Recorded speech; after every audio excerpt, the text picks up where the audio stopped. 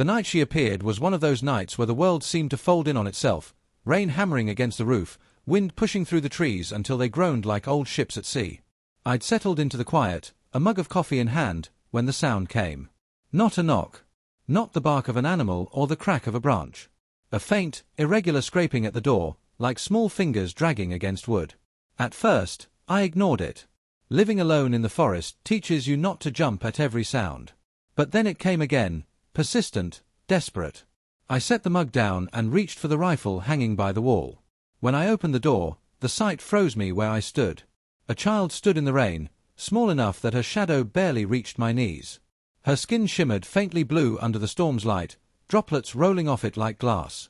Her eyes, too large, too luminous, fixed on me for only a second before she swayed and whispered something I didn't understand. The sound was thin, fragile, like wind through broken glass. Then she collapsed. The rifle clattered to the porch as I caught her. She was cold, colder than any living thing should be, her tiny frame trembling violently. She weighed almost nothing, as though hollow bones kept her standing. I didn't think. I just carried her inside.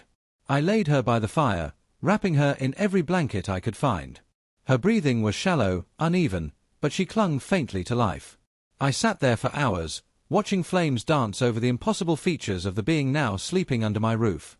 The storm raged on outside, but inside, silence pressed down, heavy with the knowledge that my world had just changed forever. She woke with a start, eyes darting around the cabin like a cornered animal. The moment she saw me, she scrambled backward until her back pressed against the wall, knees drawn to her chest.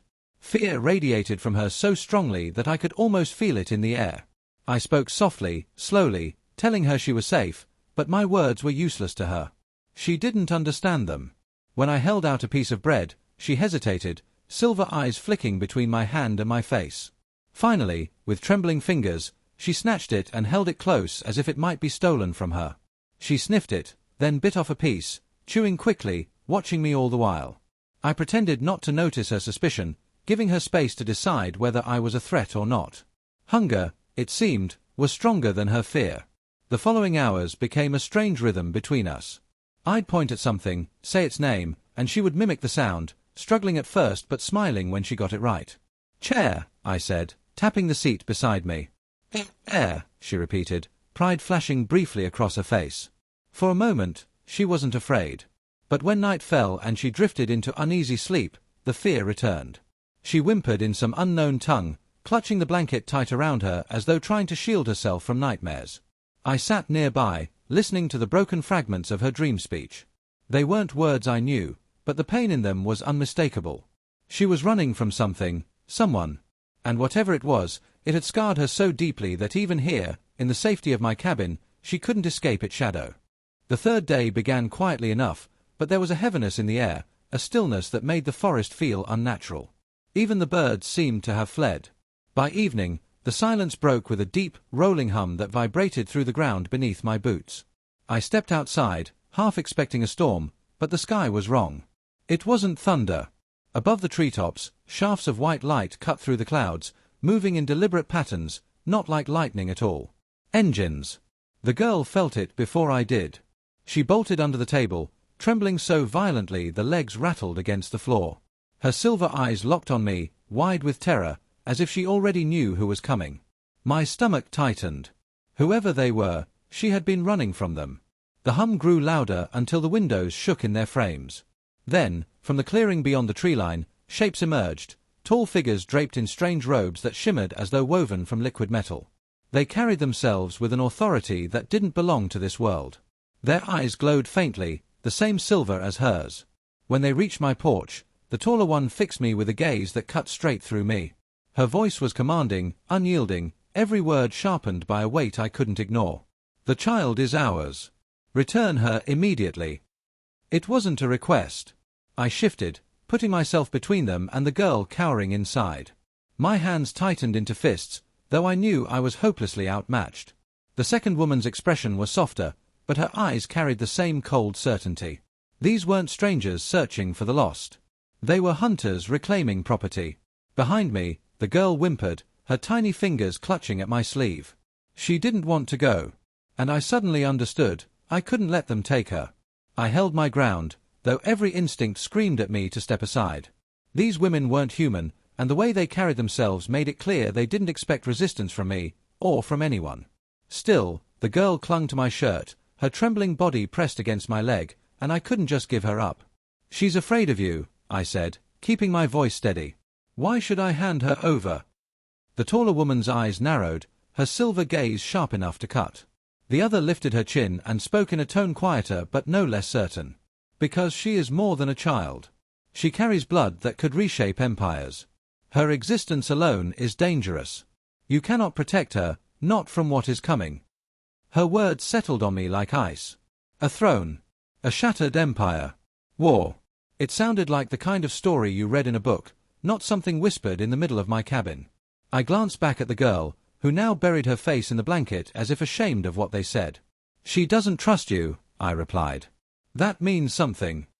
The taller one's lips curved into the faintest trace of a smile, though it wasn't a kind one. "Do not mistake her clinging for safety.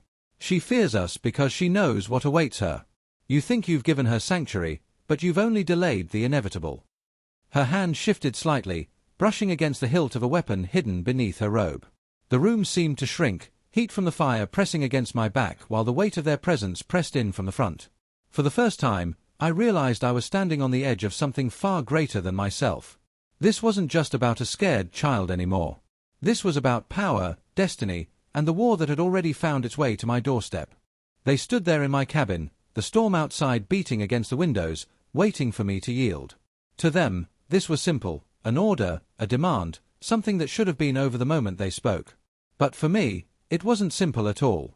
I looked down at the girl's small hands clutching my sleeve, her wide eyes silently pleading, and I knew the decision had already been made. "You call it protection," I said slowly, my voice quieter than the rain but carrying every ounce of defiance I had left, "but she calls it fear.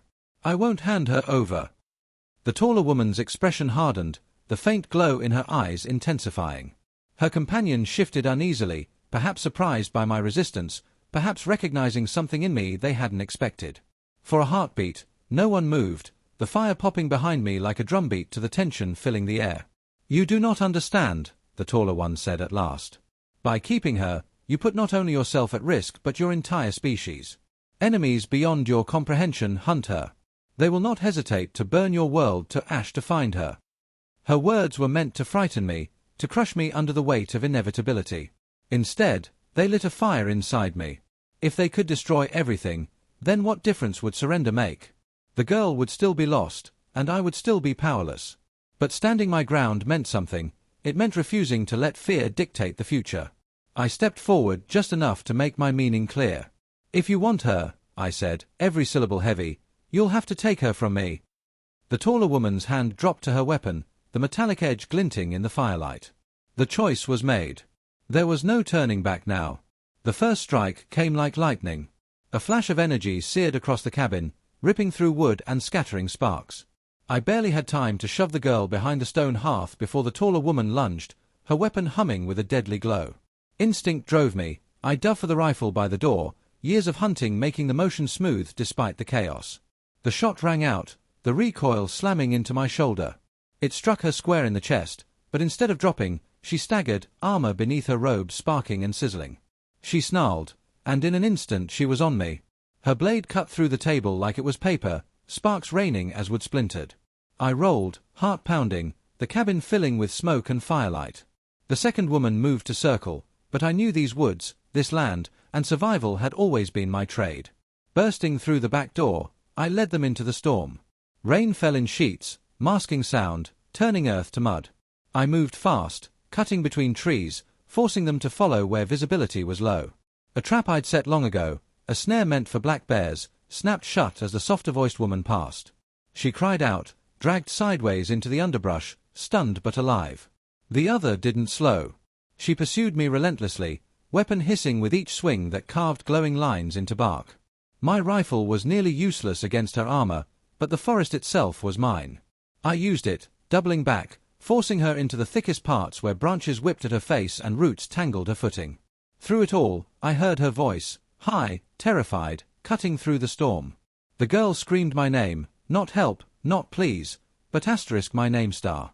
And that cry pushed me beyond fear, beyond exhaustion, into the raw fury that only humans know when protecting their own. When the storm finally broke, the forest was unrecognizable. Smoke curled from scorched trunks, branches lay shattered across the ground, and the air still shimmered faintly where their weapons had cut reality itself. I stood in the wreckage, chest heaving, mud caked to my hands and face, the rifle hanging heavy in my grip.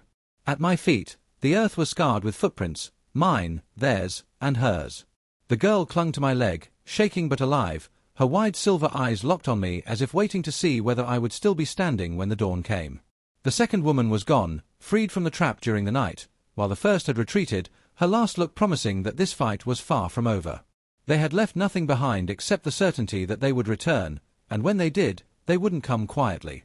My cabin was half destroyed, the roof caved in where a blast had torn through it, walls blackened by fire. Yet in the middle of the ruin, there was life. She sat on a pile of blankets, staring at me with a mix of fear and trust, her small hand reaching out until I took it. I squeezed gently, and she didn't let go. I should have been terrified. The weight of what I'd chosen pressed on me with every breath. She wasn't just a lost child, she was the key to a war I hadn't known existed until now. Protecting her meant standing against enemies far beyond my understanding.